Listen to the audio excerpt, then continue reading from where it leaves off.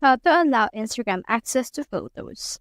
So if you're having an error when you try to upload a picture, if you can see this option or this error right here, that means that your Instagram doesn't allow access to photos. In order to turn access to photos, you need to click on this turn on option right here. However, what will you do if this turn on button doesn't appear to you? In order to resolve this, we need to head over right here to our settings. Now scroll down until you can see these apps. Now on these apps, click on these apps again. Then scroll down until you reach Instagram. Here's our Instagram. And then from in there, click on this permissions. And then you can see in here the permissions that are allowed and also the permissions that are not allowed. As you can see, photos and videos are not on the not allowed option. Click on that and then click on this allow. Now, once it's been allowed, we can head back right here to our Instagram.